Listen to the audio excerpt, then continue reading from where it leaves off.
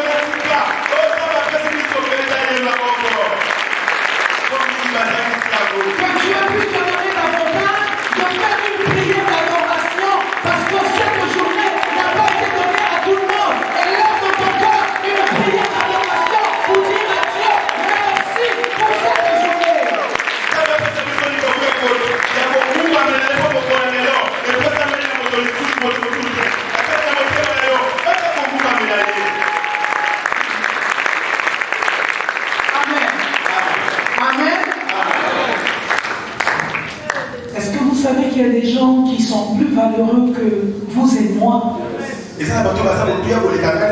qui sont dans les hôpitaux en train de souffrir, qui sont dans les prisons et dans des problèmes que nous ne pouvons pas citer ici. Ils n'ont pas eu l'occasion de venir adorer l'Éternel.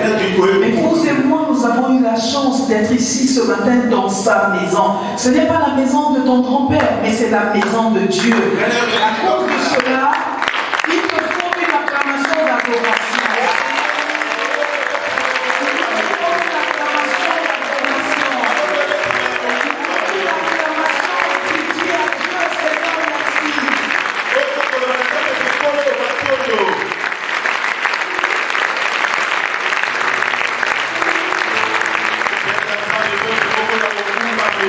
Alléluia. Alléluia. Alléluia. Dans le monde, il y a des frères et des sœurs qui sont accroupis sous le joug des condamnations de l'esclavage parce qu'ils ont choisi de servir Dieu, parce qu'ils ont choisi de servir Jésus-Christ dans un climat d'hostilité. Ils croupissent sous le poids de la douleur, sous le poids des gémissements, parce que dans certains endroits, il y a l'esclave. Et ces enfants-là prennent la décision, ces frères et ces sœurs prennent la décision d'aimer Dieu dans les climats d'hostilité. Mais vous, vous aimez Dieu dans un climat de liberté. Alors, vous pouvez imaginer, vous aimez Dieu dans un climat où vous avez la liberté. Mais il y a des gens qui en seulement envie d'aimer Dieu, mais sous la pression des balles, sous la pression de la mort. Mais ils ont dit oui Seigneur, nous te suivrons jusqu'à la mort. La parole de Dieu est une vérité. Ce n'est pas seulement une promesse, mais c'est une vérité que nous vivons au jour le jour. C'est pour cette raison, à chacun de nous, mes frères et sœurs, quand nous arrivons à l'église, nous réalisons la bonté de Dieu. Nous réalisons que c'est encore un jour nouveau qui nous a donné de le glorifier. Pour cette raison, ton attitude ne doit jamais être la même. Tous les jours quand tu viens devant la face de Dieu, tu dois t'organiser à comprendre que c'est le meilleur moment de ta vie. J'ai envie de dire comme ça parce que c'est la vérité. À la maison, tu as la climatisation, tu as une très belle chambre, mais ça ne convient pas à cet endroit précisément où l'Éternel est en train de t'attendre. Bien, Dieu n'attend pas tout le monde, mais nous, il nous attend. J'aimerais que quelqu'un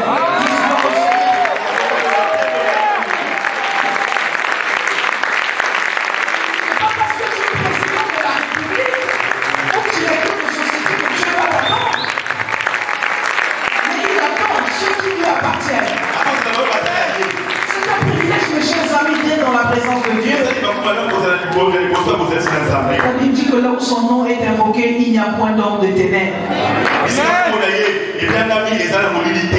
Et il dit encore dans sa parole que là où 2 ou 3 sont assemblés en son nom, il est au milieu de nous. Donc nous sommes réunis ici pour contempler son amour, pour contempler sa face, pour contempler son existence, pour contempler ce qu'il est. Nous ne sommes pas réunis ici pour venir me voir. Mais nous sommes tous réunis ici pour contempler Jésus. Pour contempler son ardeur, pour contempler sa grandeur, pour contempler son amour. Et notre attitude justifie notre adoration. Notre attitude justifie notre adoration. Tu es dans la présence d'un roi qui n'a pas été voté par les hommes. Donc ton attitude aussi doit justifier ta présence. Il n'y a pas de coopération. Ce n'est pas une coopération. Il n'a pas attendu que les hommes l'acclament pour être roi. Il existait avant ton acclamation. Il a été ce qu'il est. Tu comprends? Donc ce n'est pas ton ami. Ce n'est pas non plus ton grand-père. C'est pour ça que tu l'acclames avec une distinction.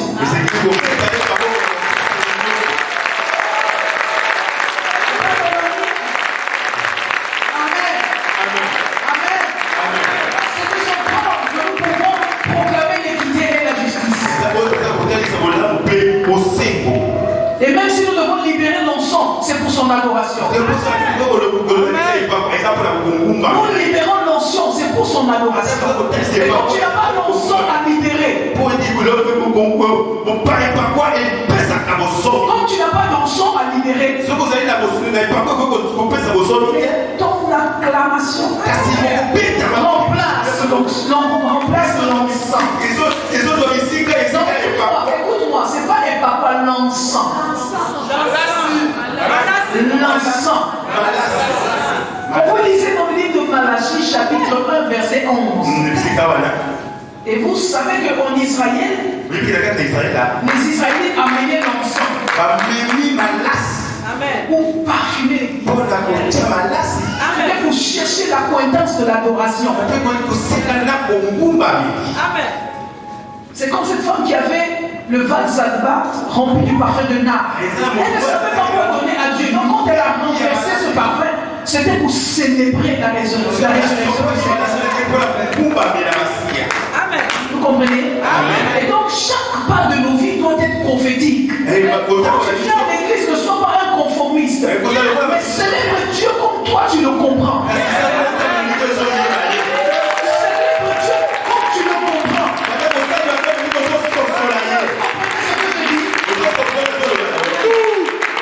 Tu salues ton père,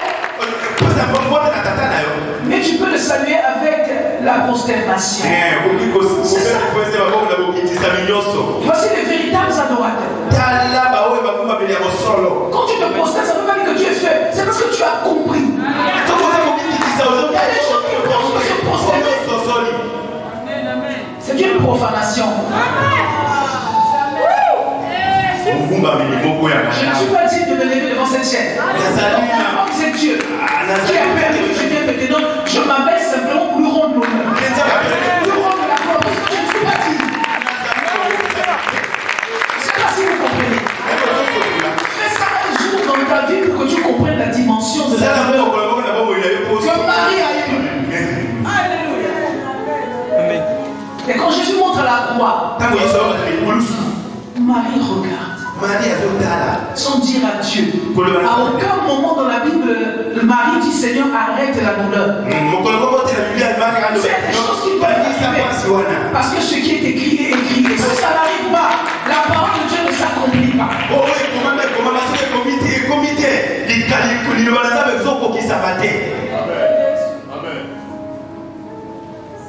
Tu dois célébrer Dieu pas comme tout le monde. Tu dois célébrer Dieu avec révélation. Amen. Vous comprenez? Amen. Alors, souvenez-moi, les gens grandissent dans la parole de Dieu. Quand nous grandissons, nous comprenons. Sois béni, servant de Dieu. Mon Dieu, sois béni. Je ne me retrouve pas. Ils font quoi ces gens-là? Vous êtes différents parce que vous célébrez Dieu de manière différente. La foi, c'est ça. C'est la célébration. La foi, c'est la célébration. C'est pour ça que quelqu'un qui vient pour la première fois pour pouvoir danser, il dit mais ils font quoi? Pourquoi ils dansent comme ça? Parce que ce que nous avons, eux, ils n'ont pas. Et le monde cherche ce que nous avons. Ils pensent que c'est par les théorèmes qu'ils vont avoir ce que nous avons. Tu dois être heureux parce que tu as connu Dieu. Ceux qui ne connaissent pas Dieu sont malheureux. Ils sont malheureux. Oui, parce qu'on peut imaginer que Jésus revient bientôt. Quand il revient, ceux qui avaient des pays vont regarder là pour dire mais toi tu avais la voiture, tu n'es pas monté au ciel comment?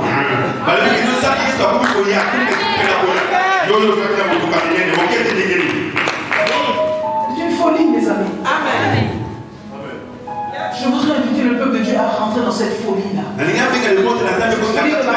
façon, dans un siècle pernicieux comme celui-là, il y a des gens qui meurent d'AVC parce qu'ils n'ont pas eu d'argent pour payer le loyer. Et nous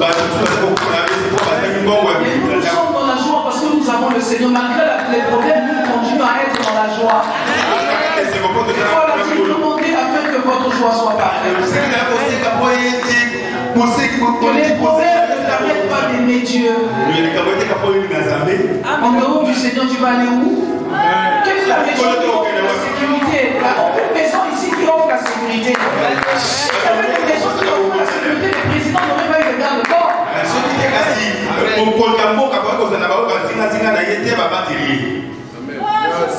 Celui qui nous garde est invisible. C'est pour cette raison que nous avons le sentiment de la liberté.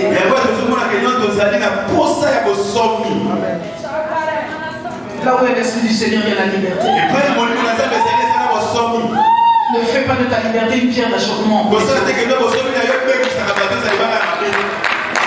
Que ce matin, la parole de Dieu guérisse ton âme. Que ce matin, la parole de Dieu trouve un abri dans ton cœur là où il y avait des problèmes. Que la parole de Dieu devienne chère ce matin. Que cette parole trouve en toi. Quand j'arrive dans l'assemblée ce matin avec des soucis, vous puissiez trouver la responsibilité.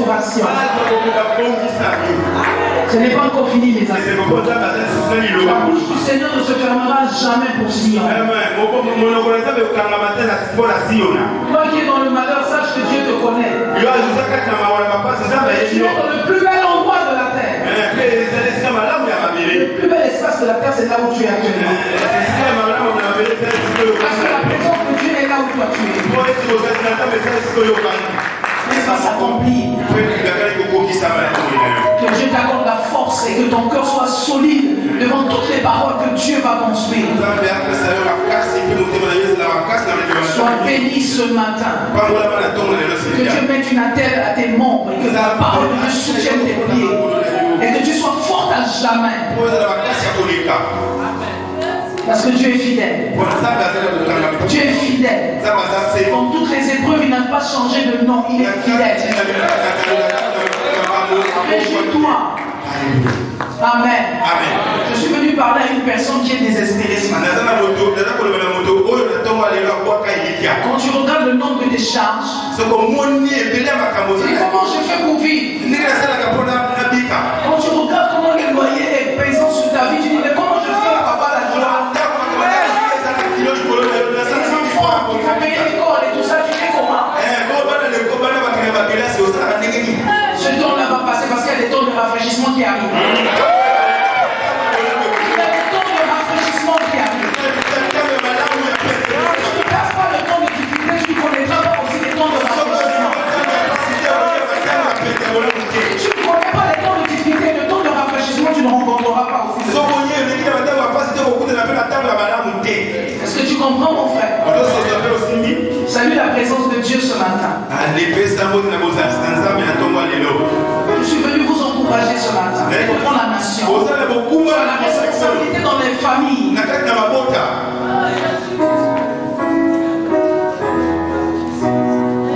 Aussi longtemps que ta délivrance n'est pas affranchie, le Congo ne va pas aller en avant. Ne désespère pas. Ne désespère pas. Ne désespère pas. Ne désespère pas. Je te parle à toi, Église. Ne désespère pas. Jésus règne. Jésus règne. Il est sur le trône et il règne encore. Il règne encore. Dis à ton ami, Jésus règne encore. Dis à ton ami, Jésus règne encore. Jésus règne encore. Fais une accolade à ton frère. L'accolade.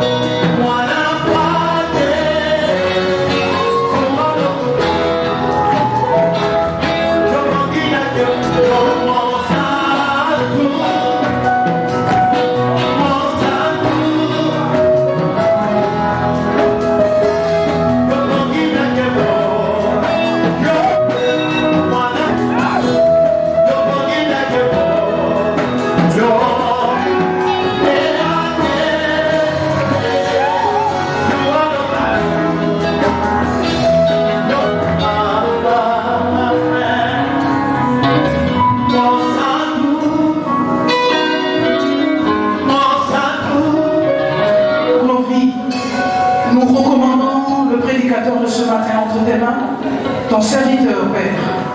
Et nous voulons, au travers de ces paroles, que nos vies reçoivent la transformation. Merci pour l'œuvre de ton Esprit Saint. Merci pour la parole de Dieu qui s'accorde avec l'Esprit pour faire un miracle ce matin. Nous te rendons tout l'honneur et nous te donnons toute la place. Et nous voulons t'acclamer pour la parole. C'est ce matin. Sous vos acclamations, j'appelle mon fils le prophète noir. Le berger de l'église de Pointe-Noire. Célébrer Dieu. Écoute-moi bien, mon ami. Pointe-Noire est en train de se développer à une allure exceptionnelle. Dieu s'est choisi un an. L'église de Pointe-Noire est en train de grandir à une allure vertigineuse. Il a fallu que Dieu suscite un an. Il a fallu que Dieu suscite une vision. Quand la vision est née, Dieu suscite les hommes. Plusieurs sont partis, ils n'ont pas réussi. Voici un homme qui est parti avec la bénédiction et la parole, sans argent. Comme certains pensent qu'il faut leur donner de l'argent pour réussir l'œuvre. Ça fait 1 an que l'église de Pointe-Noire est ouverte. Bien aimé, j'invite tous les serviteurs de Dieu qui n'ont rien à faire, qui pensent que leur vie va se limiter à ce qu'ils pensent. Quand Dieu vous appelle, il ne vous appelle pas dans le désordre. Parce que lui, il n'est pas désordre. Celui qui s'ennuie de rester sur le fauteuil et attendre que la bénédiction descende du ciel, alors que la main est passée. Combien coûte le pasteur pour aller sur Point Noir? 15 000. Tu peux trouver 15 000 pour partir. Si tu aimes la vision, n'attends pas l'argent qui viendra de moi. Non. Moi, personne m'a donné l'argent pour commencer le. Toi aussi, tu dois t'investir pour Dieu. Ne sois pas serviteur pour attendre la graisse. Non. Va avec la force que tu as. Prends la route, va à Pointe-Noire. Tu vas vivre l'œuvre du Seigneur en live. Tu vas voir comment un jeune garçon est en train de travailler pour Dieu. Nous avons fait une croisade sur Pointe-Noire, c'était une croisade exceptionnelle. Il est pas venu seul, il est venu avec la sœur Clotilde. Est-ce qu'on peut t'accueillir, maman? Tu peux venir richement dans votre ministère personnel. Dieu, dans sa grâce, se souviendra des multiples sacrifices que vous êtes en train de consentir pour l'œuvre. La Bible dit que quand le Fils de l'homme sera élevé, il attirera les regards. Bien aimés, les hommes seront attirés par ton élévation, parce que Dieu ne te laissera jamais oisir. À cause du sacrifice que tu consens pour son œuvre, il te bénira. Je rends grâce à Dieu par ma foi et par mes soins. Le Dieu de mes pères, le Dieu qui m'a établi prophète, se souviendra de toi et se souviendra de tes frères et sœurs.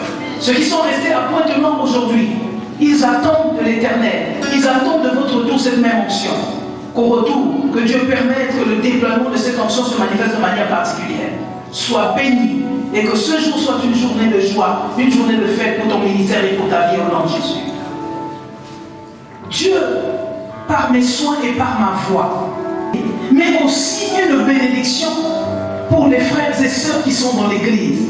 Ouvre sa bouche, perpétue en lui une onction déployée, comme l'aigle, afin que quand il ouvrira la bouche, qu'il lui soit accordé la faveur de prêcher l'évangile avec hardiesse, afin que ton peuple soit béni. Seigneur, je le bénis.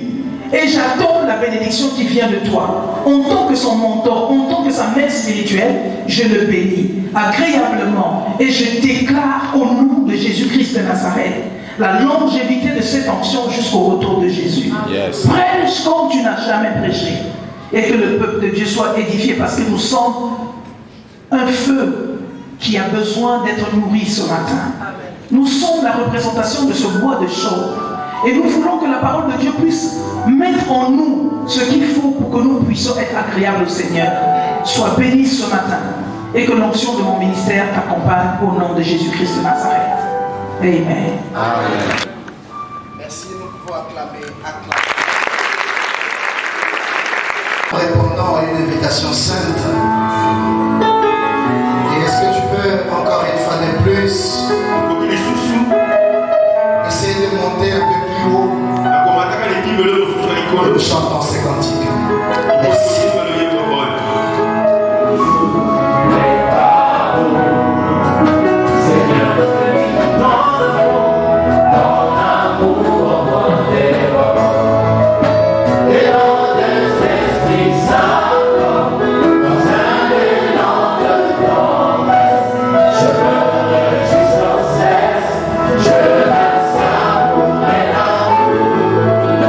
Your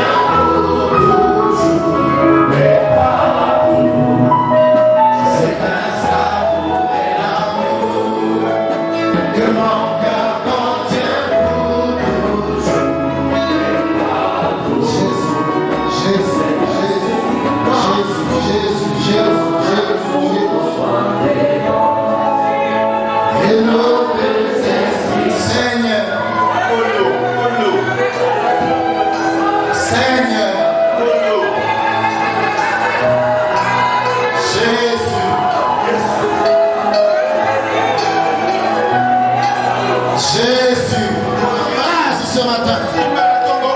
Que tu embrases ce matin. J'aimerais, Seigneur, que tu fasses la ronde. Parce que tu m'as dit avant que je ne libère les messages, tu avais des gens que tu voulais toucher.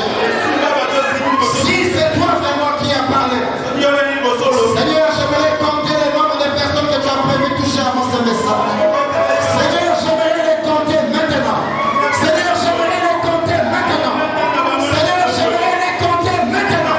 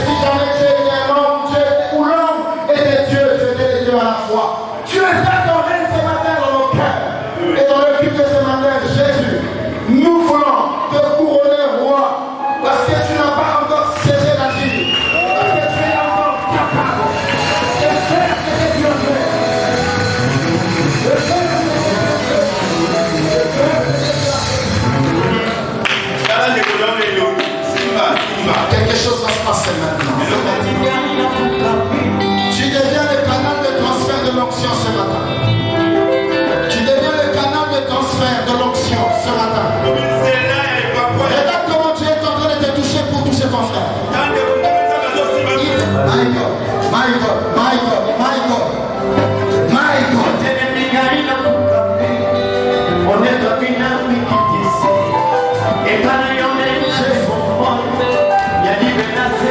Les mains de ton frère sont mortes maintenant. Les mains de ton frère deviennent des canaux d'expression. Oh yes.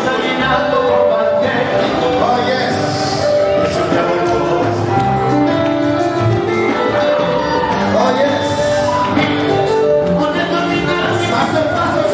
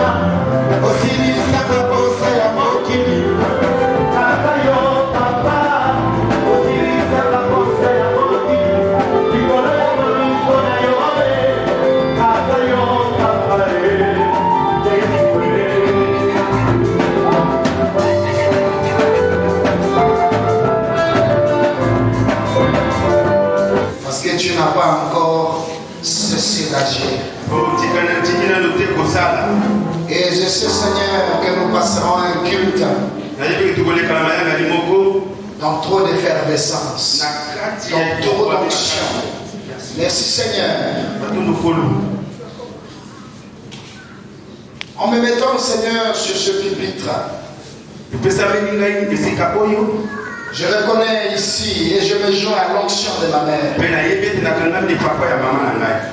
Je me soumets, Seigneur, à cette onction. Merci, Seigneur.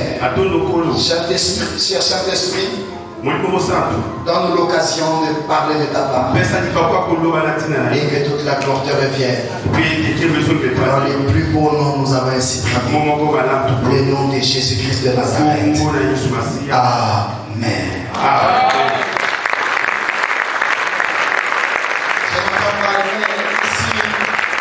Avant de commencer mon message, dire encore merci à mon prophète. Prophète, je suis fier de t'avoir pour mère. Et si même le monde était à refaire, tu resteras toujours.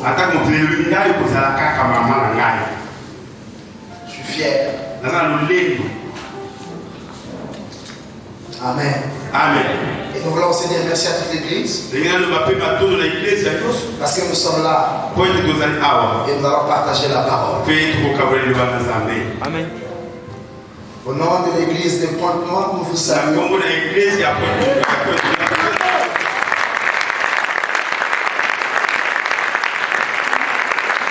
Pascal est un habitué de l'église de Pointe-Noire. Maman Rosalie est une habituée de l'église de Pointe-Noire. Ils connaissent la famille qui est là. Le prophète, la famille est en train de s'étendre. Amen. Et aussi, je vous salue en mon nom propre et au nom de mon épouse. Qui se porte très bien. Elle a dit que nous puissions saluer l'église. Ce matin, nous allons partager la parole de Dieu. Avant que nous puissions nous asseoir, nous allons faire une merveilleuse lecture de la parole de Dieu. Nous allons ouvrir nos Bibles dans le livre de Luc chapitre 15. Et nous allons lire à partir du verset 11 jusqu'au verset 23. Est-ce que nous allons lire la parole de Dieu ensemble? Luc 15, 11 à 23. Amen. Puis il poursuivit. Un homme avait 2 fils. Le plus jeune lui dit: mon père, donne-moi ma part d'héritage, celle qui doit me revenir un jour. Et le père fit le partage de ses biens entre ses fils. Quelques jours plus tard, le cadet vendit tout ce qu'il avait reçu et s'en alla dans un pays lointain. Là, il gaspilla sa fortune en mêlant grande vie. Quand il eut tout dépensé, une grande famine survint dans ce pays-là et il commença à manquer du nécessaire. Alors, il alla se faire embaucher par l'un des propriétaires de la contrée. Celui-ci l'envoya dans les champs garder les porcs. Le jeune homme aurait bien voulu apaiser sa faim avec les carouges que mangeaient les bêtes, mais personne ne lui en donnait. Alors, il se mit à réfléchir sur lui-même et se dit: tous les ouvriers de mon père peuvent manger autant qu'ils veulent, alors que moi, je suis ici à mourir de faim. Je vais me mettre en route, j'irai retrouver mon père et je lui dirai: Père, j'ai péché contre Dieu et contre toi. Je ne mérite plus d'être considéré comme ton fils. Accepte-moi comme l'un de tes ouvriers. Il se mit donc en route pour se rendre chez son père. Comme il se trouvait encore à une bonne distance de la maison, son père l'aperçut et fut pris d'une profonde pitié pour lui. Il courut à la rencontre de son fils, se jeta à son cou et l'embrassa longuement. Le fils lui dit: mon père, j'ai péché contre Dieu et contre toi. Je ne mérite plus d'être considéré comme ton fils. Mais le père dit à ses serviteurs: allez vite chercher un habit, le meilleur que vous trouverez, et mettez-le lui, passez-lui une bague au doigt et chaussez-le des sandales. Amenez le veau que nous avons engraissé et tuez-le. Amenez le feu que nous avons engraissé et tuez-le. Nous allons faire un grand festin et nous réjouir, car voici mon fils qui était mort et il est revenu à la vie. Il était perdu, il s'est retrouvé. Et je l'ai retrouvé et il commençait à festoyer dans la joie. Parole du Seigneur. Acclamons cette grande parole de notre frère.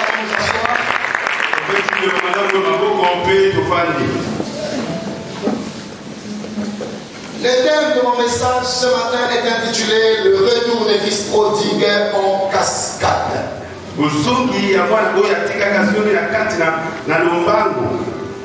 Le retour des fils prodigues. Des fils prodigues en cascade. Avant d'aller un peu plus loin dans mon message, qu'est-ce que nous entendons par fils prodigue? Beaucoup de gens disent prodige. Mais là, Jésus ne parle pas d'un fils prodige. Parce qu'un fils prodige veut dire un fils miracle. Le prodige veut dire miracle. Mais il ne s'agit pas d'un miracle, il s'agit d'un prodigue. Ce n'est donc pas là un jeu de mots, mais simplement pour comprendre la pensée du Seigneur. Le mot prodigue signifie gaspillage, signifie dépensier à outrance, signifie dépenser sans calcul, signifie aussi déraisonnable dans ses dépenses. Donc, quand le Seigneur était en train de parler du fils prodigue, il était là en train de ressortir l'idée d'un homme dépensier. Chacun de nous dans la vie fait des dépenses. Le Seigneur n'est pas contre les dépenses. Mais lorsque les dépenses deviennent déraisonnables, alors nous tombons dans cette histoire du fils prodigue. La Bible est en train de nous parler là de la culture du royaume, de la façon dont le royaume de Dieu est organisé, et de la façon dont les choses devraient se passer dans le royaume. Un homme qui est père à deux fils. Le plus jeune fait voir son père et lui demanda. Il dit mon père, je sais que tu as beaucoup de bien. Donc si tu mourrais un jour, tu laisserais un testament. Et quand je serai à l'âge de gérer mon testament, je deviendrai propriétaire des biens qui me reviennent. Je ne sais pas ce qui a filé dans la tête de ce jeune homme. Est-ce que lui voyait la mort de son père trop loin? Est-ce qu'il pensait que la mort de son père était trop éloignée pour lui? Parce que le testament ne rentre en vigueur que quand le testateur décède. Donc si le père avait fait le testament pour chacun des fils, distribuant à chacun ses droits, ce fils n'avait pas cette conception. Il dit à son père, donne-moi ma part d'héritage qui devrait me revenir. J'aimerais dire quelque chose ce matin. L'héritage n'est héritage que quand celui qui est propriétaire qui te laisse quelque chose dans la main. On ne peut pas parler d'héritage quand quelqu'un est vivant. Mais c'est quand son père est vivant, parle d'héritage.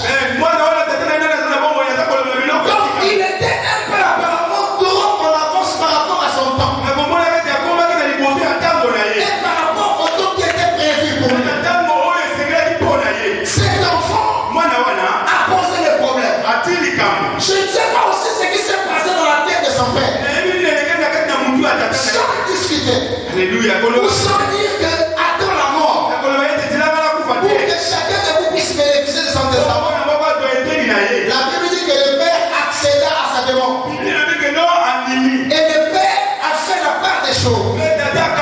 Il a réduit à chacun ce qu'il devrait faire. Et quand ce jeune homme a reçu sa part d'héritage, la Bible nous révèle le comportement qui s'est ensuite. L'héritage était pour cet enfant un danger. Parce que depuis que l'enfant était dans cette maison, l'enfant n'avait jamais pensé un jour aller faire la vie ailleurs. Mais dès lors qu'il reçut l'héritage, la Bible dit qu'il a eu la pensée de changer de pays. Est-ce que la maison de son père ne lui convenait plus? Il décida de vendre en plus tout ce qu'on lui avait donné. Et il est devenu un nouveau riche. Il a décidé de changer de ville. Il a changé de pays. Et la Bible dit qu'il partit pour un pays lointain. Et là, il a commencé à mener joyeuse et brillante vie. Et il a vendu tout ce qu'il possédait comme richesse. Ce jeune homme a commencé à se faire un nom dans la ville, certainement. À quel moment cet enfant est devenu prodigue? Cet enfant est devenu prodigue au moment où il ne laisse pas l'héritage, mais il dissipe pas toute cette richesse en un temps record. Il a dilapidé cette richesse. Et cet enfant est parti loin. Il s'est dit avec ce que j'ai, avec les moyens que j'ai reçus, il faut certainement que j'aille faire ma vie loin de mon père. Or, cet enfant est en train d'oublier que avoir la part d'héritage ne lui donnait pas la maturité suffisante pour se libérer de son père. Il pouvait recevoir la part d'héritage. Et la question que nous devons nous poser ce matin, en recevant cette part d'héritage, quelle maturité avait-il? Quelle maîtrise avait-il? Quelle capacité de gestion avait-il? Afin de pouvoir s'aventurer dans une vie d'indépendance. Je ne suis pas ce matin en train de vouloir raconter l'histoire de cet homme dans la Bible. Mais je suis simplement en train de vouloir personnifier ce message. Je suis en train de vouloir penser ce matin que le fils prodigue ici, que lui qui nous raconte, il se trouve dans cette salle. Quelqu'un m'avait dit, mais je ne suis pas le fils prodigue. Mais chacun de nous est un fils. Étant un fils, nous habitons dans une maison. Mais vous savez qu'il y a des gens qui n'ont jamais connu la vie de famille. Et s'ils n'ont jamais connu la vie de famille, ils ne comprendront pas ce dont nous sommes en train de parler ce matin. Parce que toute famille a une organisation. Et tout père est un père qui a des principes. Donc avant de bénéficier du testament, le père devrait s'assurer d'abord de la maturité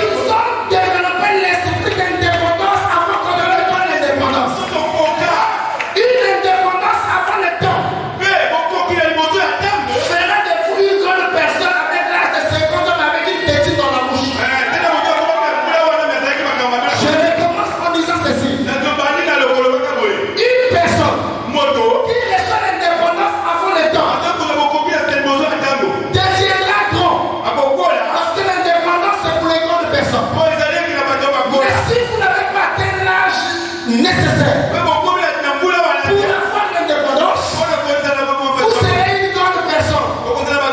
Mais ce qui va caractériser que vous avez une indépendance avant le temps, c'est que vous serez capable de mettre la cravate, mais vous serez toujours en train de sucer une tétine. C'est-à-dire que vous serez une grande personne, mais vos actions seront en train de démontrer que vous n'étiez pas encore prêt pour cette chose. Je suis venu ce matin parler des enfants qui doivent grandir afin de chercher la liberté. La liberté n'est pas synonyme d'une révolte. Car la nature a prévu un temps où chacun de vous devait être libre. Mais lorsque vous brûlez les étapes, la liberté deviendra un poison pour votre destin. Le fils prodigue était dans la maison de son père. Il était assis. Il n'y avait pas encore d'héritage. Il a précipité l'héritage. Il a embrassé l'héritage. Et finalement, l'héritage l'a amené à sortir de la maison. Il y a des gens qui sont venus à l'église. Ils étaient assis. Quand ils ont commencé à recevoir certaines révélations, ils ont commencé à recevoir certains dons. Ils ont commencé à connaître des versets de la Bible. Ces versets de la Bible sont devenus comme un héritage. Et avant même les dons, ils ont commencé à se proclamer ce qu'il ne fallait pas se proclamer. Ils ont commencé à porter les titres qu'il ne fallait pas porter. Ils ont commencé à devenir ce qu'il ne fallait pas devenir. La finalité, c'est qu'on est que les versets là leur donnent un esprit de soumission. Ces versets là ont commencé à faire des désorgueilleux. Ils ont commencé à prendre des places qu'il ne fallait pas prendre. Ils ont commencé à se positionner alors qu'ils ne s'étaient pas encore positionnés. Le fils prodigue. Le fils prodigue. Le fils prodigue. Les fils prodigues, ce sont ceux qui pensent qu'il y a une vie loin de Dieu. Les fils prodigues, ils vivent et ils se disent que je peux faire ma vie loin de Dieu. Ils pensent qu'ils peuvent sortir de la maison de leur père simplement parce qu'ils ont eu le nécessaire pour leur pain. Avoir un travail ne veut pas dire que tu es non capable. Porter des millions de CFA ne veut pas dire que tu es capable. Jésus a dit, sans moi vous ne pouvez rien faire. Et quand il était en train de le dire, il ne le limitait pas seulement à la vie de l'église, mais il était en train de l'étendre dans la vie sociale de l'homme, en montrant que l'homme, son Dieu, il ne peut rien. Beaucoup sont venus comme ça. Mais quand ils ont eu l'héritage, parce que la vie éternelle est un héritage. La vie chrétienne est un héritage. La vie de la foi est un héritage. Mais quand nous l'avons reçu, quelle a été notre destination finale? Quel a été notre comportement? Il y a des gens qui se sont éloignés dans la maison du Père, alors qu'ils sont présents. Quelqu'un doit me tirer. Quelqu'un doit me tirer. Mais moi je suis là. Mais moi mes foi. Mais qu'est-ce qui est en train de te passer le cœur en ce moment sans que personne ne sache? Tu peux être présent, assis dans cette salle ce matin, mais tu es dehors.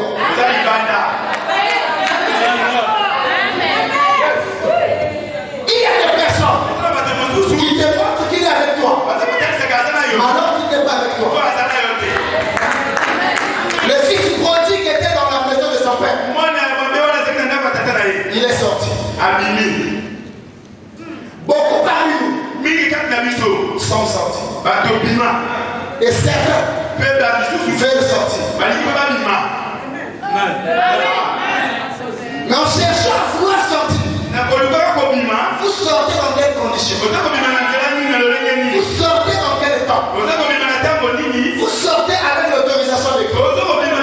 Vous sortez pourquoi?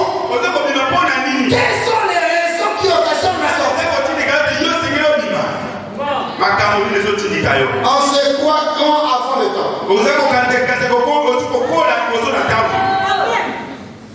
Avant là-bas, ne veut pas dire que tu es devenu plus âgé que ton père. Tu peux avoir là-bas.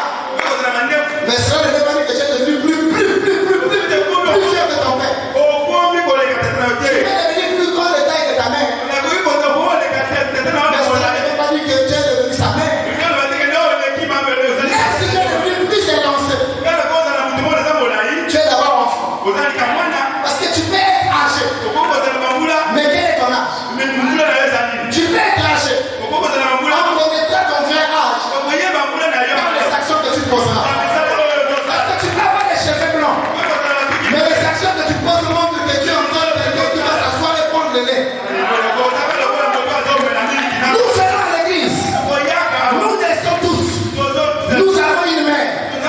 Mais lorsque dans ton cœur, tu es mécontent d'une chose. Parce que tu n'as pas bien compris la chose. Le fait que tu murmures, tu es déjà en train de sortir dans ton cœur de la maison. Tu préconises des choses. Et il y a d'autres personnes qui sortent de la maison sans pour autant savoir les raisons pour lesquelles ils s'en sortent. Les fils prodigues est pris par l'euphorie de leur jeunesse. Ils sont pris par l'euphorie de leur jeunesse. Ils se disent, je suis jeune. Je dois profiter de ma liberté. Je dois avoir ma liberté. Et je dois aller loin de la maison de mon père. Parce que dans la maison de mon père, il dit que lorsqu'il est 18 heures, il faut rentrer. Alors, comme maintenant j'ai l'âge, je vois que j'ai besoin de m'amuser avec les amis de mon âge. Alors la maison de mon père devient quelque chose qui bloque ma liberté. Mais pris par l'euphorie de la jeunesse, beaucoup se lèvent et ils se mettent à sortir de la maison de leur père. Beaucoup pris par l'euphorie de la jeunesse, pris par les ailes, pris par les ailes de la jeunesse, ils deviennent des personnes qui deviennent des scandales. J'ai dit des scandales. Je répète encore des scandales. Au nom de la Bible, au nom de l'évangile, au nom de la considération qu'on leur a donnée. La liberté que certaines personnes ont pu avoir a prouvé la suffisance. Et beaucoup de personnes m'ont révélé. Que beaucoup de personnes, en fait, ne sont pas en train de se rendre compte que ce qu'ils sont en train de poser comme acte est en train de les amener lentement et sûrement vers une catastrophe. Et vous savez que lorsque vous prenez le chemin d'une catastrophe, la catastrophe ne viendra jamais vous avertir pour dire attention, je suis devant. La catastrophe ne vient jamais prévenir quelqu'un qui est sur sa foi. La catastrophe t'attend. Et quand la catastrophe arrivera, tu comprendras que tu avais voulu manger l'eau alors que tu n'avais pas de temps. Pris par l'euphorie de leur jeunesse, ces personnes aujourd'hui veulent profiter de leur liberté. Pris par l'euphorie de leur jeunesse, ces jeunes disent j'ai encore le temps. Moi j'ai encore le temps. J'ai encore de l'âge. C'est comme si eux, ils sont déjà morts. Ils ont vu le paradis et ils ont vu l'enfer. Ils sont déjà allés au paradis. Ils ont vu leur chambre. Et ils ont mis les clés de leur chambre. Ils sont descendus sur la terre. On est donc très sûr que même si je faisais n'importe quoi sur la terre, j'ai déjà les clés de ma chambre. Frères et sœurs, nous ne devons pas faire de notre liberté du libertinage. Car même dans la maison de Dieu, il faut qu'il y ait de l'ordre. Il reporte au lendemain leur salut. Il reporte au lendemain leur décision. Le fils prodigue, c'était la personne qui s'est précipité à sortir de la maison de son père et il s'est précipité à aller embrasser des choses qu'il ne pouvait pas gérer à cet âge.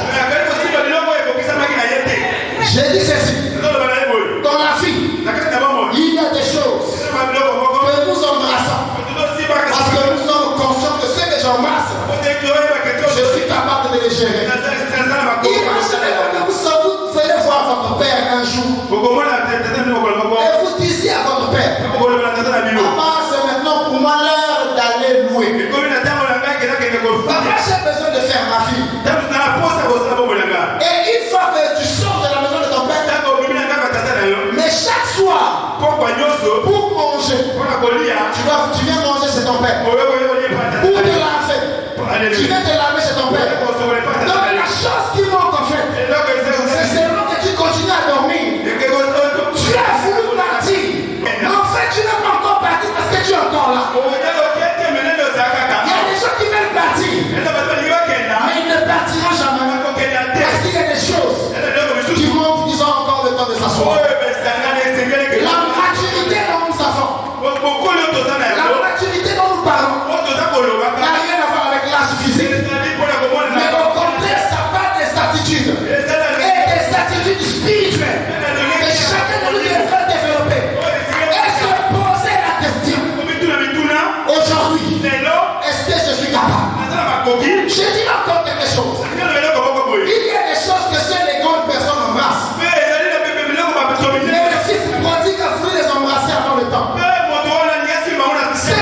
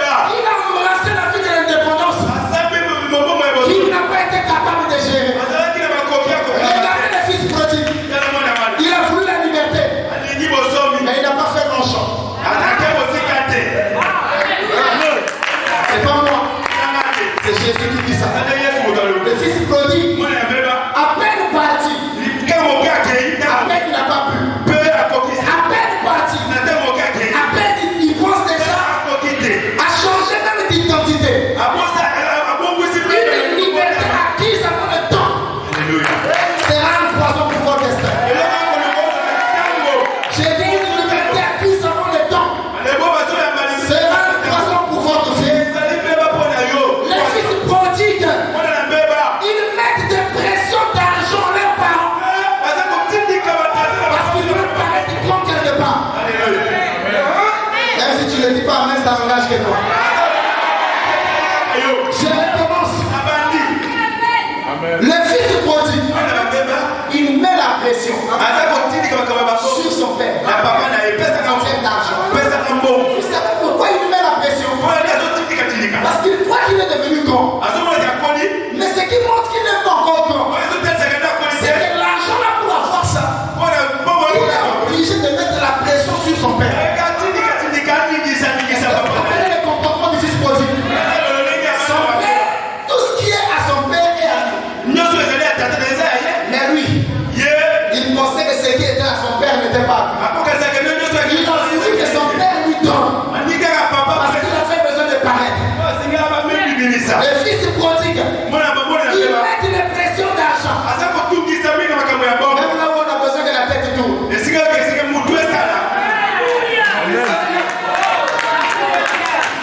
Il y a trop de silence, je ne sais pas ce qui se passe.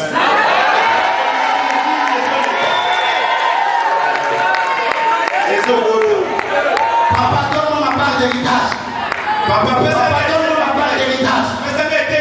Maman, j'ai trop travaillé, je fais ma part. Ma part de quoi?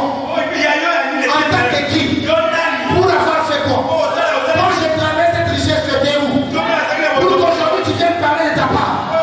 Nous venons dans l'église. Nous venons main vide. Nous n'avons rien à réclamer. Mais nous avons besoin de faire des preuves. Il y a des choses qui viennent naturellement dans la vie des gens qui ont compris qu'avant un âge, il faut chercher certaines choses. Il y a un temps dans la vie où nous devons nous former. Et il y a un temps où nous devons apprendre à faire le pas. Un enfant apprend à marcher. Et c'est après avoir essayé de marcher qu'il finit par prendre le goût et marcher toute la vie. Vous voulez marcher toute la vie. Alors que vous avez peur de commencer les premiers exercices élémentaires qu'un enfant doit faire.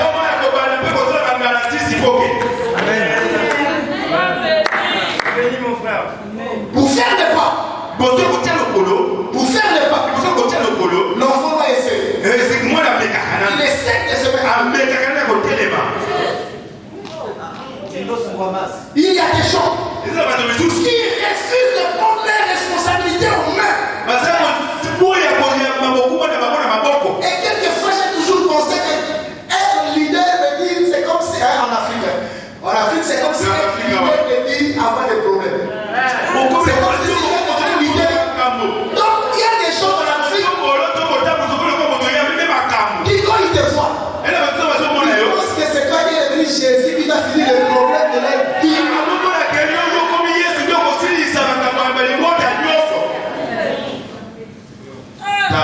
Ça, c'est mon frère qui parle. Le fils prodigue, il veut paraître comme devant les frangins. Mais lui-même, il n'a rien. Lorsque ton frère qui a une voiture t'a embarqué, il t'a mis et il t'a conduit, il t'a déposé quelque part, ne pense pas que tu es devenu propriétaire de cette voiture. Il y a des gens qui sont devenus grands par le dos des autres. C'est-à-dire, je suis monté dans ta voiture. Et là où tu m'as déposé, mes frangins étaient là. Et quand je descends de la voiture, j'ai fait croire à mes frangins que toi tu étais mon chauffeur. Que j'étais juste envoyé faire une course. J'ai dit quelque part une chose qui avait scandalisé les gens. Je ne suis pas heureux quand je mange dans une assiette qui m'appartient.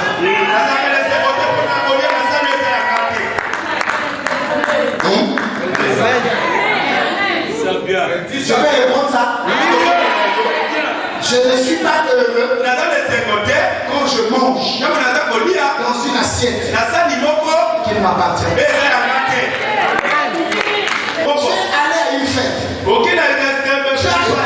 le monde t'apprécie. Mais la chemise là est belle.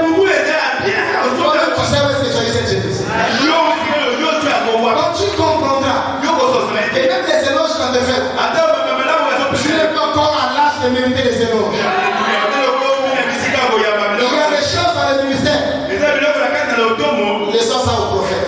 Il y a des gens dans le ministère. Laissons ça au prophète. Il y a plus d'amen de ce côté.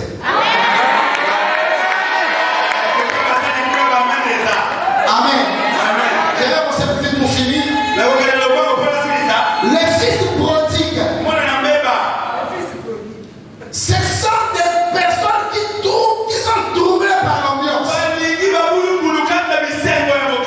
Mais n'ayant pas le moyen de leur politique, sont obligés de détourner. Dieu a donné l'héritage.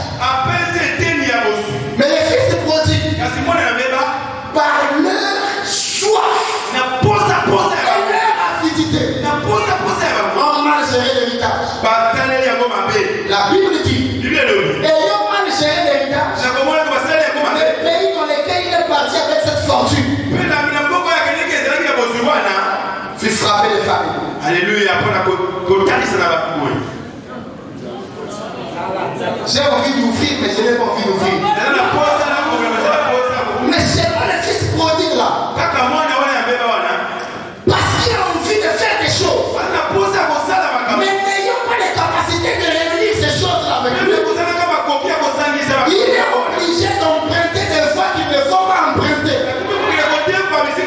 Il est obligé de faire ce qu'il ne faut pas faire. Parce qu'il y a des fils prodigues et des filles prodigueuses.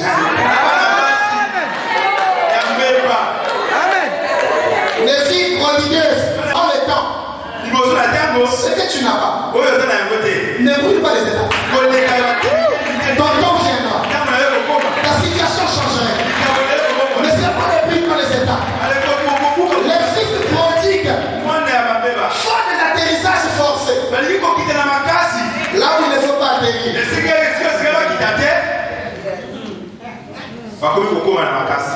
Des atterrissages forcés.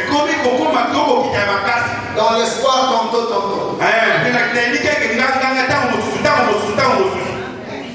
Prophète, après moi j'ai dit une chose à l'église. Si un frère veut proposer une soeur, la première condition que je vais faire en tant que pasteur, c'est aller voir là où le frère vit. Ce qu'il a. Et qu'il m'explique un peu les moyens de sa politique pour vivre.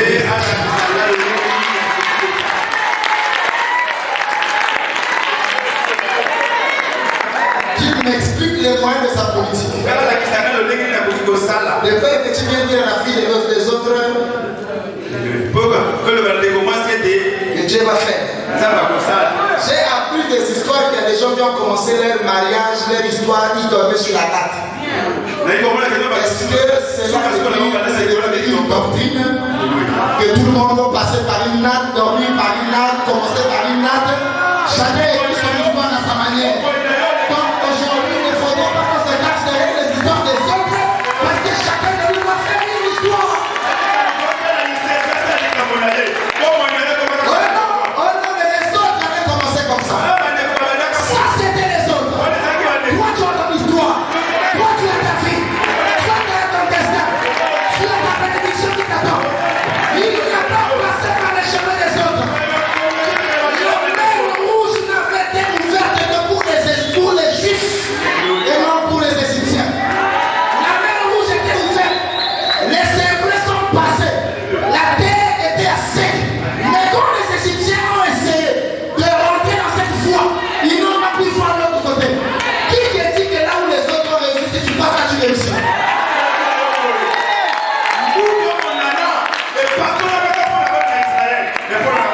J'ai dit à quelqu'un ce matin que tu es spécial. Non, est-ce que je suis à Brazzaville? J'ai dit à quelqu'un que tu es spécial. J'ai dit que tu es spécial. Essaie de vivre. Non, je voulais dire ceci. Chaque jour, efforce-toi à vivre pas comme ton frère. Vous parle. Parce que ce que Dieu a fait chez toi, tu es vraiment sûr que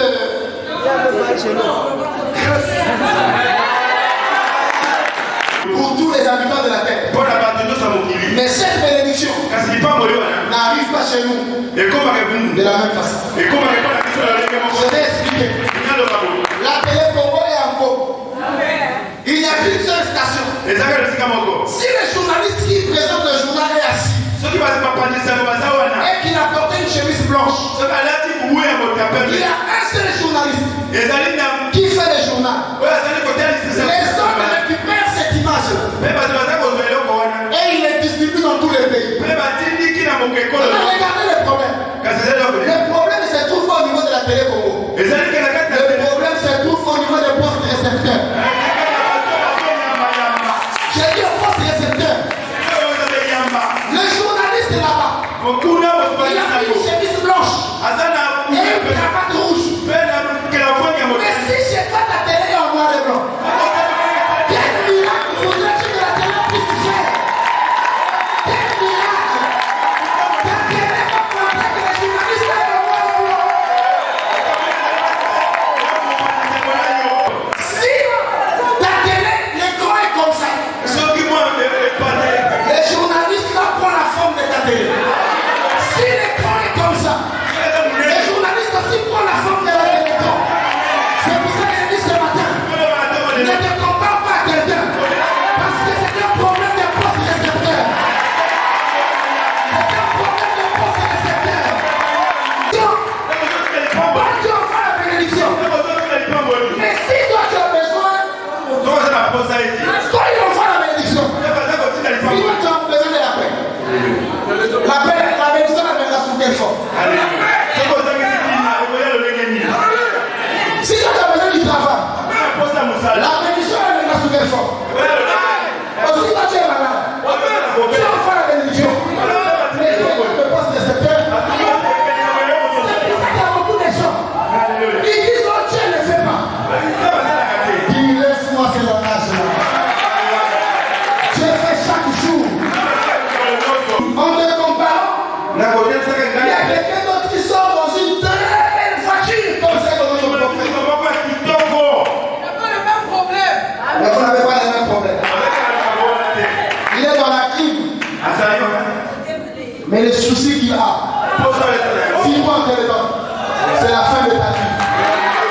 Donc il ne faut jamais dire que Dieu ne te bénit pas. Parce que ce qu'il fait à toi, il n'a pas fait à l'autre. Et ce qu'il fait à l'autre, il n'a pas fait chez toi. Essaye de vivre comme toi-même. Essaye de vivre comme toi-même. Le fils prodigue a voulu vivre dehors. Certainement parce qu'il avait vu les autres vivre dehors. Dieu est plus dangereux dans la grâce que dans la loi. Prophète, votre Dieu m'a enseigné. Il est plus dangereux dans la grâce que dans la loi. Parce que dans la loi, si je pêche, on me l'applique. Mon voisin va voir. Il va dire l'autre. On l'a lapidé. Donc si je fais, je finirai comme lui. Mais dans la grâce, Dieu est plus dangereux. Ton frère fait. Tu as l'impression que malgré qu'il fait, ça passe. Et toi, si tu vas dire je vais faire parce que lui il fait rien. L'autre est en train de pécher. Il dit qu'il pêche. Malgré qu'il pêche à l'onction. Il n'y a pas de problème. C'est la grâce. Dans la loi, tu as réglé le problème à l'instant. Dans la loi, tu as réglé le problème à l'instant. Mais dans la grâce, Dieu va régler le problème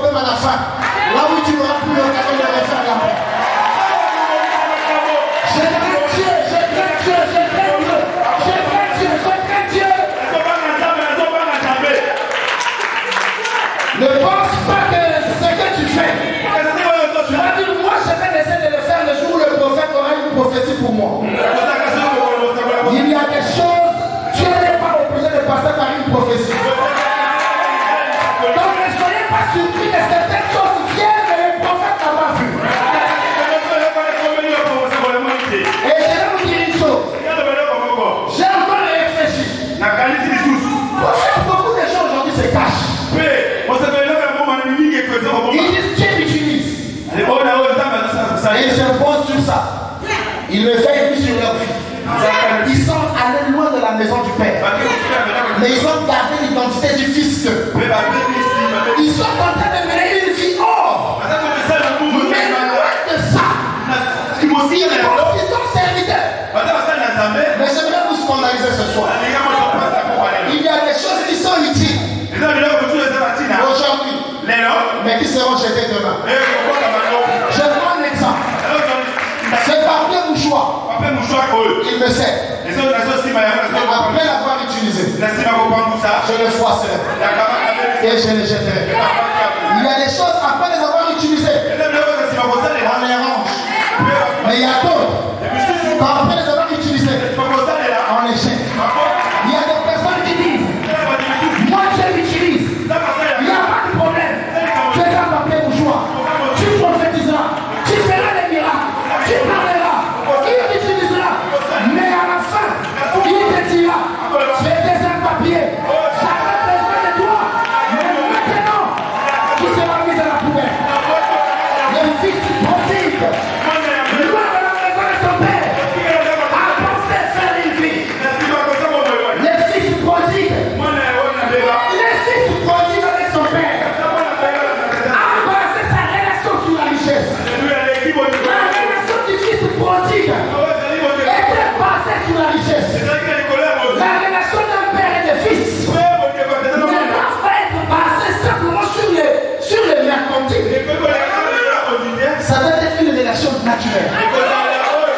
Mais le fils prodigue a basé sa relation sur les enfants de son père.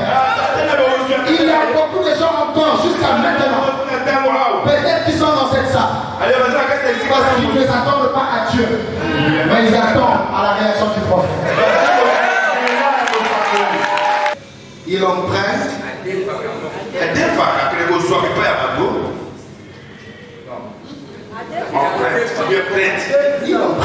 Il va prendre un crédit dans une banque.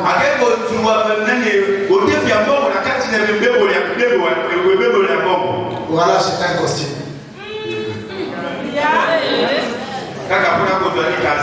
Le fils prodigue, il ne réfléchit pas. Demain pour lui n'existe pas. Et demain est dans ses rêves. Et il y a beaucoup de fils prodigues. Ils souffrent d'une maladie qu'on appelle la schizophrénie. Ils sont des schizophrènes. Ils sont grands, mais dans leur tête. Ils sont des immeubles, mais dans la tête. Ils voyagent dans tous les pays du monde, dans la tête. Ils ont des voitures, dans la tête. Frère, quelqu'un qui va loin et qui va devenir quelqu'un, ça se sent quand vous le voyez.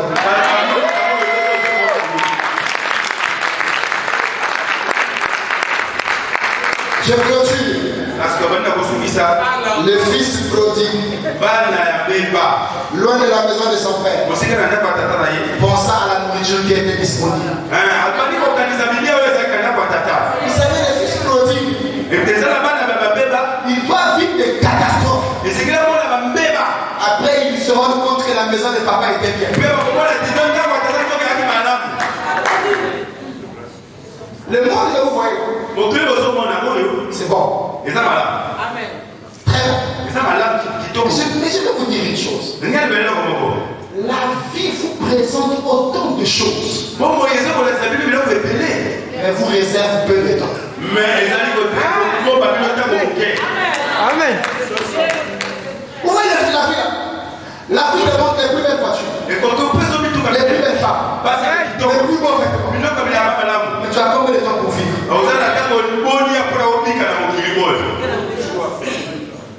L'histoire des hommes ressemble à quelqu'un qui est venu sous le tronc d'un baobab.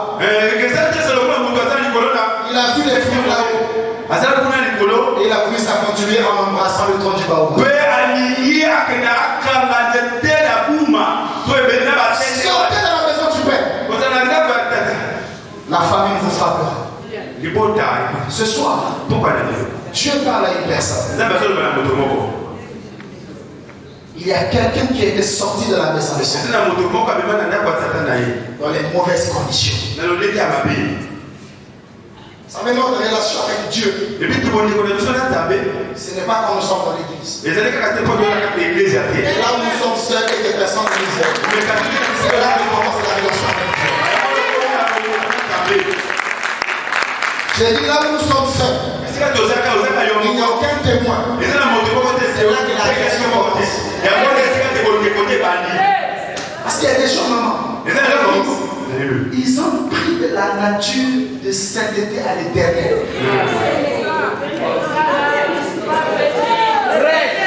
Les seuls qui mettent des longues jupes jusqu'au pied. Mais dans ces jupes-là se cachent les prisons.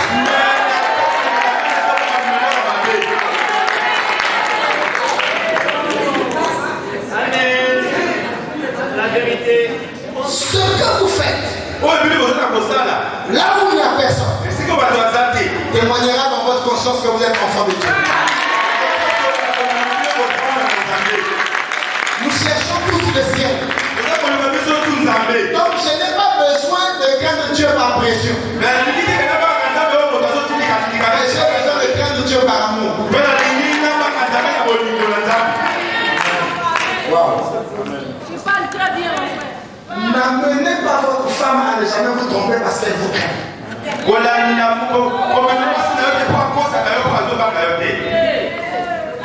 N'amenez pas votre mari à ne jamais vous tromper parce qu'il vous craint.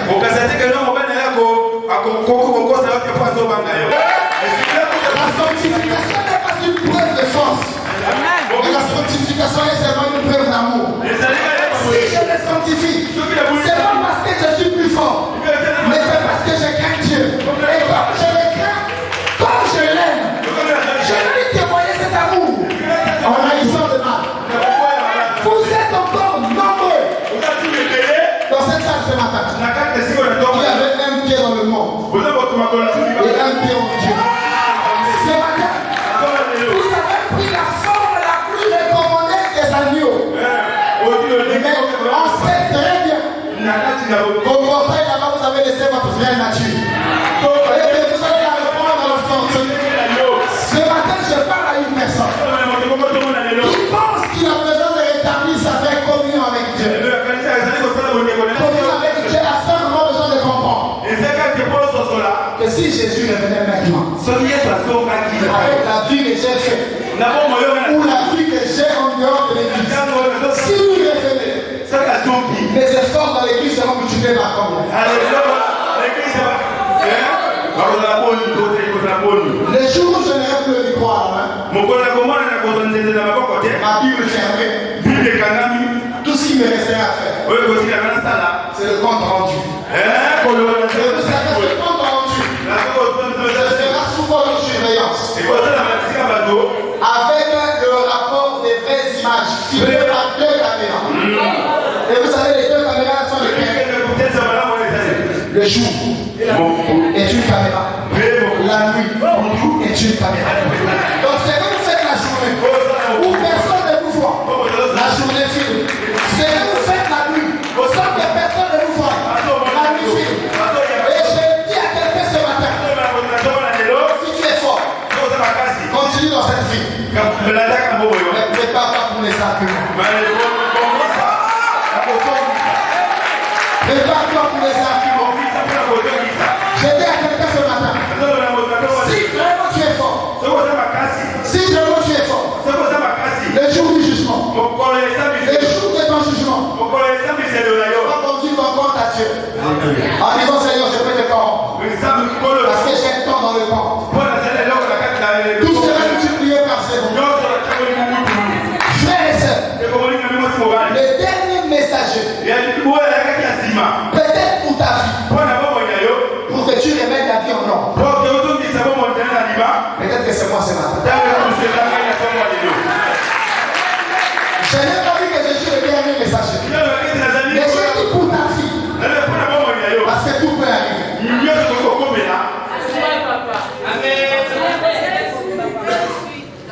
Lorsque le prophète annonce le mariage d'une sœur ici sur le podium,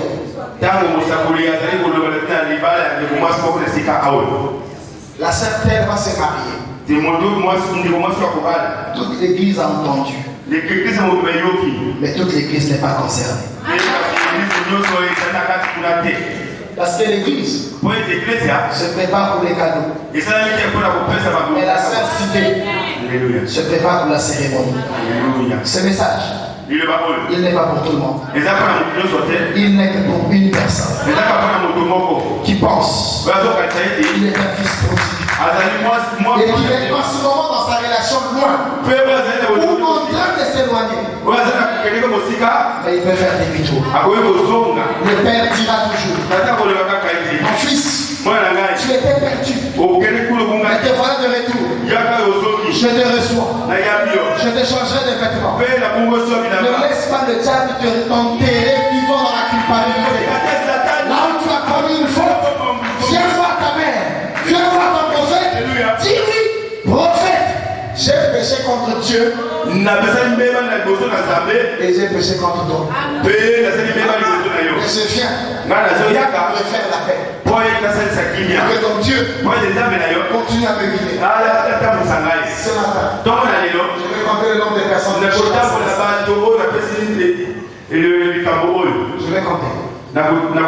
compter le nombre de personnes touchées par ce message. Ils peuvent s'approcher.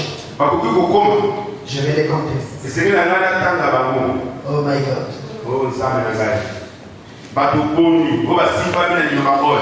Tu es en train de sortir notre moyen sûrement du périmètre de l'onction de ton prophète sans te rendre compte.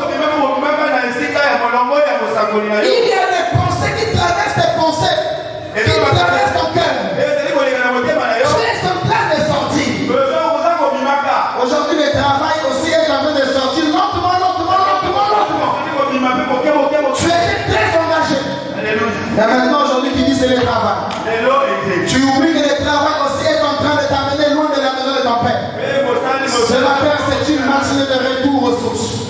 C'est une matinée au retour. Une matinée aux valeurs. Qui sera le témoin le jour du jugement? Celui qui nous jugera s'appelle le juste juge. C'est-à-dire qu'il connaît tes pensées. Et il y en a même des gens qui sont hypocrites, même dans la présence de Dieu. Il connaît la vie qu'il a. Mais par honte pour que les gens ne le voient pas. Il s'est dit: je ne veux pas que les gens parlent. Ce matin, c'est une matinée pleine d'onction. Une matinée où Dieu peut te changer de vêtements. Une matinée où Dieu peut te mettre une nouvelle pâte, une nouvelle alliance. Il y a des choses que tu es en train de perdre. Tu es en train de perdre ta vie de prière. Parce que la vie du monde est en train de te gagner dans le cœur. Ce matin, tu peux retourner. Ta relation avec Dieu n'est plus ton coffre. N'attends pas les ou on révélera ton péché que tu fais en privé. Ce matin, c'est une matinée de réconciliation. Oh my God. Je continue à compter d'autres personnes. Il y a encore des personnes qui sont là. Tu peux revenir ce matin. Le fils prodigue a dit: je me suis forcé de ton pas honoré. J'étais déshonoré, Seigneur. Mais ce matin, me voici. Ce matin, n'aie pas honte. N'aie pas honte de ta vie. Parce que tu es devant les femmes. L'onction de Dieu se répand. Plus tu es en train de libérer ton cœur ce matin. Je vais écouter chacun prier ce matin. Je vais écouter chacun prier ce matin. Dis: Seigneur, j'étais en train de m'éloigner. J'étais en train de sortir du paramètre de l'onction de mon leader. J'étais en train de sortir. Mais ce matin, c'est moi, Seigneur. N'aie pas honte de dire à Dieu: c'est moi qui ai commis. Parce que je suis venu pour le pardon. Il te pardonnera. Et il dit dans sa parole: je prendrai vos sentiments. Quelque chose se passe en fait. Quelque chose se passe en fait. D'autres sentiments. Ils sentiments. Maintenant, pendant que je parle, un bruit va souffler dans les oreilles de quelqu'un. Il ne supportera pas cette gloire. Parce que le Seigneur descend dans sa gloire ce matin. Une gloire intense ce matin. Waouh. Recevez cela. Recevez cela. Recevez cela. Recevez cela. Recevez cela. Power. My God. Au nom de Jésus. Quelque chose se passe. Quelque chose se passe. Quelque chose se passe. Quelque chose se passe. Un nouveau revêtement. Alléluia. Un jour mes beaux moments dans le péché, mais j'ai entendu une voix afin qu'il bénéficiait au péché. Réponds-toi, sinon tu mourras. Oh, quelqu'un dans mon cœur, quand je l'ai écouté.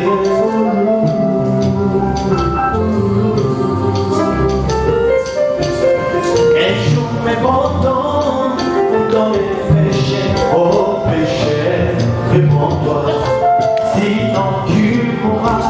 Oh, quelqu'un dans mon cœur, quand je l'ai écouté.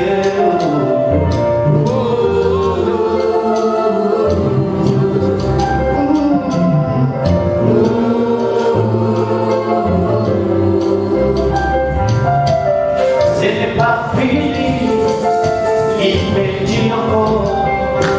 Oui, ce n'est pas fini, il me dit encore que un jour moi aussi je verrai Jésus, cet homme que j'ai tant prié, sans pourtant l'avoir vu. Oui, cet homme que j'ai tant chanté, sans pourtant l'avoir vu.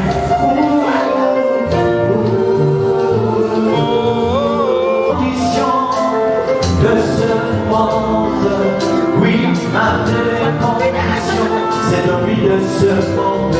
Moi je ne compte que sur la place, papa t'en chanter, sans pourtant l'avoir vu. Oui, c'est dans que j'ai tant prié, sans pourtant l'avoir vu.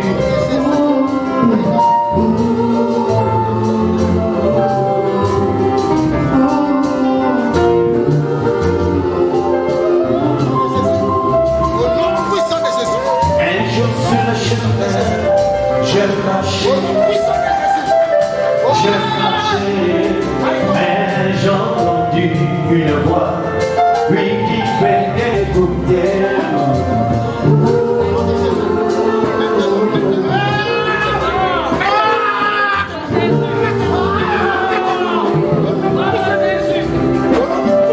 Un jour fait montant dans le péché. Dans le péché, mais j'ai entendu sa voix, oui, qui bénéficiait au péché, réponds-moi, sinon tu mourras, oh, quel frein dans mon cœur, quand je l'ai écouté.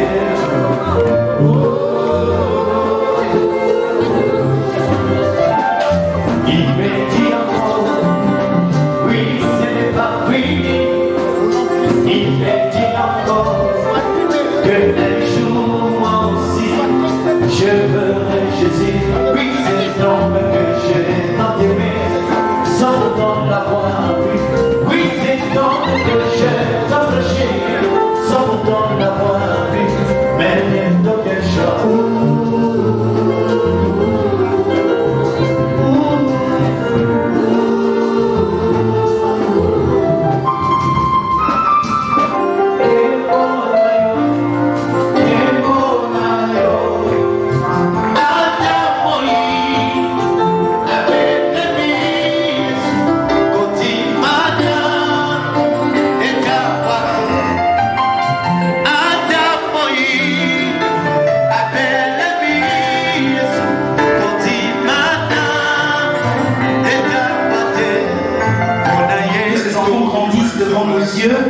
Et qu'il devienne un sujet de bénédiction pour l'œuvre du Seigneur.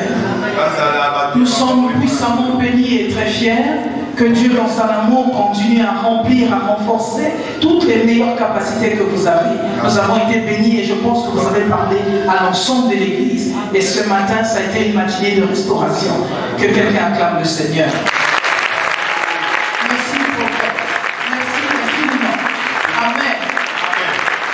Toutes les personnes qui étaient ici tout à l'heure, vous êtes où? Asseyons-nous. Ici, c'est de confesser. Tu confesses. Tu prends la décision. C'est la meilleure bénédiction que tu as ce soir. Tu as la grâce de rencontrer le prophète de Dieu, il prie pour toi, c'est bien. Mais toi, qu'est-ce que tu fais? Toi-même, tu dois décider de te séparer avec la vie du monde, la vie du péché. Donc c'est une confession que tu dois faire dans ta vie. Toi-même, personnellement, Dieu est en train de te toucher au travers de la parole de Dieu. Mais toi-même, personnellement, tu dois prendre une véritable décision. Et si tu es ici ce matin, c'est parce que la parole de Dieu t'a touché. Est-ce qu'on peut avoir les mains levées vers le ciel? La parole de Dieu. J'ai vu la manifestation de Dieu. J'ai vu les frères se tordre sous la puissance de l'onction de Dieu. Ça veut dire qu'il y a un travail spirituel qui est en train de se faire. Et pendant que je suis en train de parler, Dieu est en train de continuer à toucher. Beaucoup de frères et sœurs se sont éloignés de la maison de Dieu. La Bible dit une chose, que nous sommes dans le monde, mais nous n'appartenons pas au monde. Et nous devons avoir un comportement digne à la parole de Dieu. Jésus revient bientôt, il vient chercher une église sans tache ni ride. C'est pour cette raison nous devons faire une prière de renoncement en faveur des personnes qui ont été touchées par la parole de Dieu. Et ce miracle est possible simplement au fait que nous confessons. Nous devons nous aussi devenir l'ouvrage de Dieu. Nous sommes son ouvrage. Pendant que je suis en train de parler, il y a une onction puissante qui va envahir les cœurs, qui va éloigner beaucoup de frères et sœurs de la vie du péché. Vous allez confesser après moi, répéter après moi. Les mains levées vers le ciel, ça commence. Je sais qu'il faudrait d'abord faire cette prière de confession et vous allez voir comment Dieu va libérer le fardeau. Il va ôter le joug de la condamnation. Il va ôter le joug de la vie du péché. Vous allez dépasser à vos chats. Répétez après moi. Seigneur Dieu, grand et redoutable, toi qui as promis la vie éternelle, à ceux qui croiraient en ton Fils Jésus-Christ et qui te confesseraient de leur bouche comme Seigneur et Sauveur, nous te rendons grâce pour le message que nous venons d'écouter. Fais que ce message soit enraciné dans nos cœurs et que nous puissions le mettre en pratique.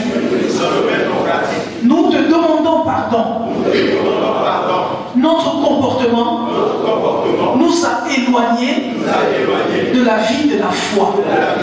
Oh Dieu, misérable que nous sommes, nous sommes sortis loin de ta maison. Ce matin, après avoir entendu ce message, nous nous sommes posé la question si nous t'appartenons véritablement. Maintenant, nous reconnaissons publiquement, nous étions allés loin de ta face par nos comportements. Maintenant, nous te demandons pardon.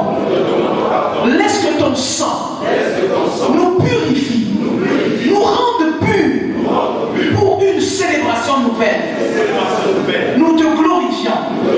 Aujourd'hui, nous t'acceptons comme Seigneur et Sauveur.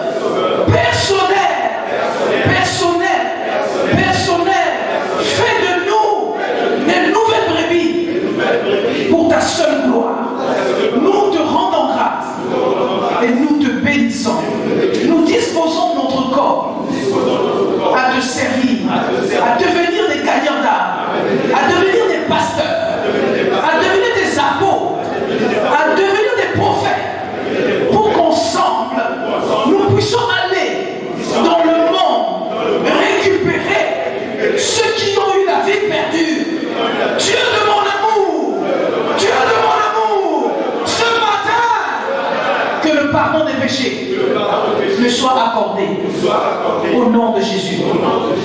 Au nom de Jésus. Au nom de Jésus. Amen. Amen.